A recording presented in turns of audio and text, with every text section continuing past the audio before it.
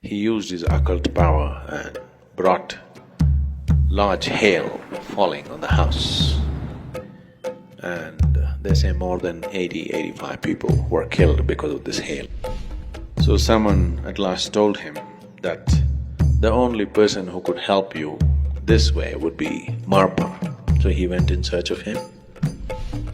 So the Hakini came in his vision and she said, Marpa has given you teaching, but without one fundamental aspect.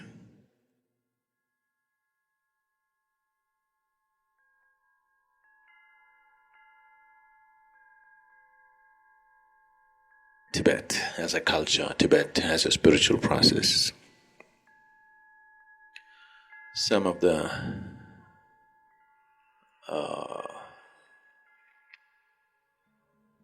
all-time greats in this culture have been a combination of spiritual process and occult.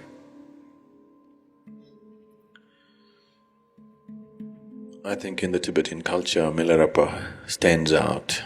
So when Milarepa was young, he lost his father. His father had good lands and property and house, but once his father died, his uncle took over and made his young mother and his younger sister and him like slaves in the house and abused them and tortured them in many ways and took over the whole property. So he grew up with great sense of resentment and anger within himself. And when he became a youth, an adolescent, he left the family and went away. He left his younger sister and mother and went away.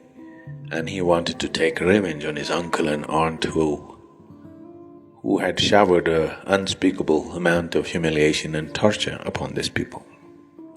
So he went to learn occult. And he mastered certain occult processes. And when he came back, after many years, both his mother and younger sister were dead. So he became even more angry.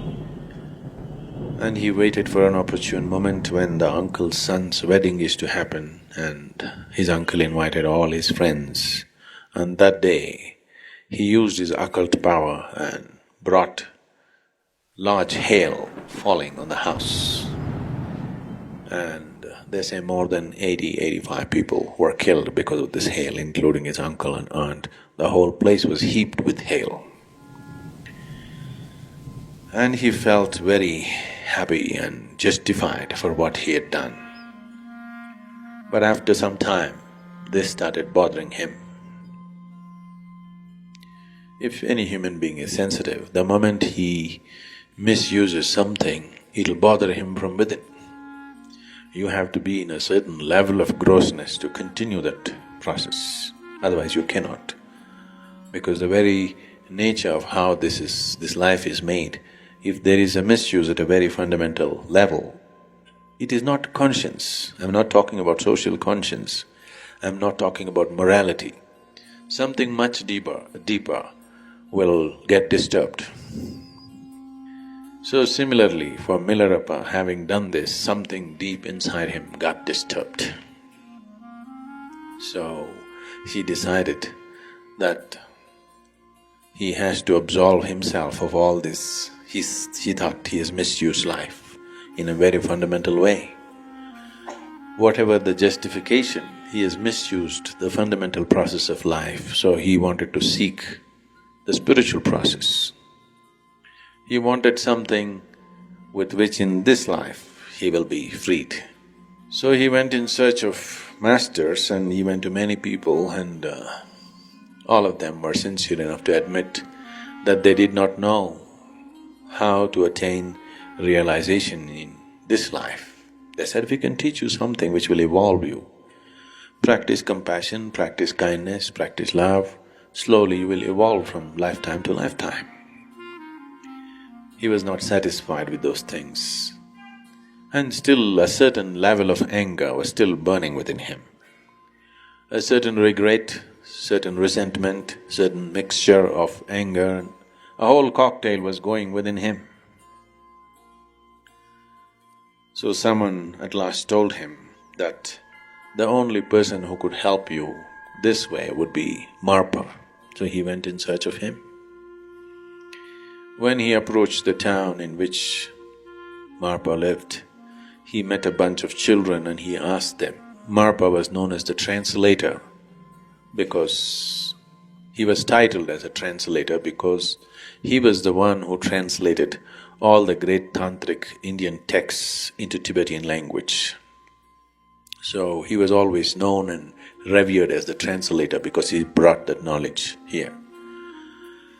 His credentials were 3 times he had traveled to India and met certain masters and gotten teachings from them, methods from them, and the texts from them, and he had translated that to local languages.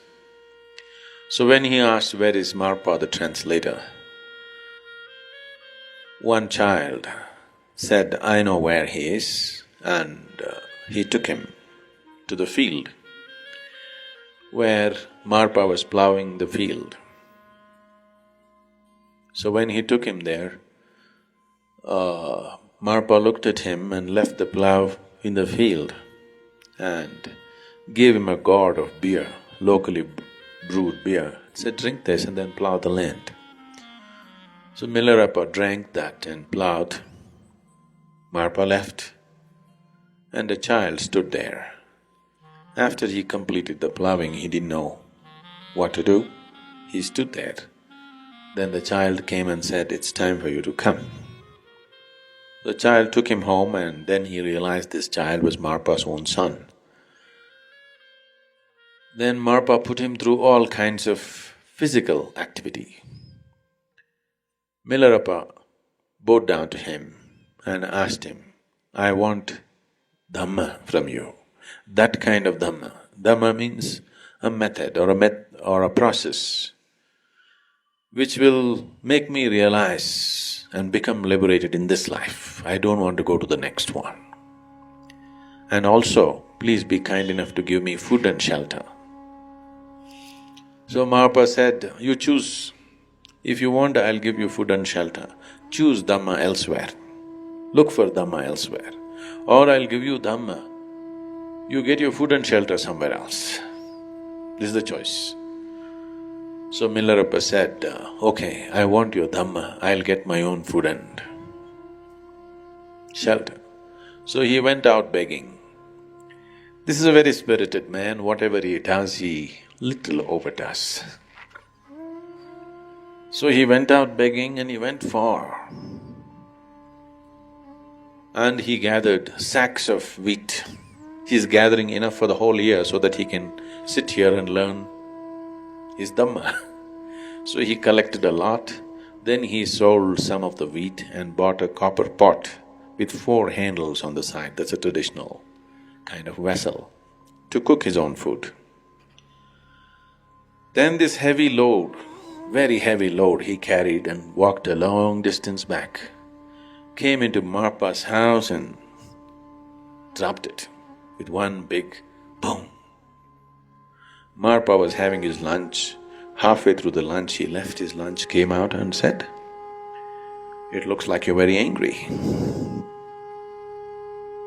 Just now, with your wheat and this vessel, you shook the whole house. It looks like you're out to destroy this house also as you destroyed your uncle's house. Just leave. Enough." Then Milarepa begged, "Please, you asked me to get my food, I got it. It was too heavy, I dropped it." So Marpa said, "Nothing doing, you're out. Because you didn't keep the sack right. You threw it down. You're not fit. So you stay out, do chores, plough my field, clean my house, do whatever." For years he did this. So periodically other students came and they were initiated into many things, but Milarepa got not a single initiation, not a single teaching. He did all the hard work. More than 8 years he worked, without a single teaching or initiation. Everybody else were coming for a day, they were getting initiated and they're going. But he waited and waited and waited, doing all kinds of hard work. Then one day he came and sneaked in and sat in a satsang like this where he is not supposed to. Marpa was sitting with his eyes closed, so he sneaked in and sat with other students hoping to be initiated. So Marpa was sitting with eyes closed. He picked up his staff, walked with eyes closed and thrashed Milarepa. He was sitting among the crowd. He came and really thrashed him and physically took him out and threw him out of the place. This happened again and again. He gave certain space, and again when another initiation is happening, he sneaked in, hoping this time he will get it. More than 13 years passed, he didn't get anything. Then one day he pleaded with Marpa's wife, who was taking sympathy with him, who was like his mother, and he begged her, please tell him to give me something. Just one teaching, one little meditation. I know nothing, I'm sitting here for so many years. So she used her good offices with her husband. And okay, Marpa said, first let him build a house for my son. Single-handedly, he must build a house. I want a three-cornered house. So he built a three-cornered house, it took 2 years. Then he looked at it and said, three-cornered house is not suitable for my son, build a four-cornered house. He built a four-cornered house. Then he said, that's not good, build a five-cornered house. Like this years passed. He worked single-handedly, building these buildings all over the place. Then he said, that is okay, but I need a 60-foot high tower for my son's house. So he built 60-foot high towers, 4 towers at 4 corners of the house. By then he was aging. Then one day he went and crawled at the mother's feet and asked, please do something, my life is passing away. I have not even been given a single teaching. What is this? I know I have done horrible things in the past, I have misused occult and things, but haven't I done enough? So taking little compassion out of place, she took Marpa's letterhead and wrote a letter to another monk who was also empowered to initiate. As if it is Marpa's letter with the necessary seal and everything. So it gave to Milarepa, and Milarepa went to that monk and got initiated. But then nothing happened. Then that monk was shocked. When I initiate something should happen, nothing is happening, what to do? Then Marpa came to know and he called him and got the monk also decertified. Then in utmost remorse, Milarepa was about to commit suicide. Then Marpa called him and then he said, okay, sit down. And he gave him teaching. He said, for what you have committed in the past, I was just giving you methods to work it out, but you are taking your time unnecessarily. If you just go by my word, this would have been over long ago.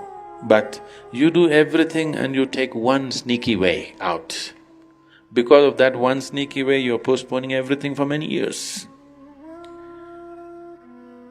Now your remorse is truly touching the very core of your being. You're willing to die for it. Now you're ready. And he initiated him. And on the very third day, Milarepa had a vision of Dakini. You heard of Dakini? In the tantrik technology of doing things, for every chakra they created one goddess, a female form which has been consecrated and made alive, which can be called forth to do things. Nobody does anything significant without the help of these forces.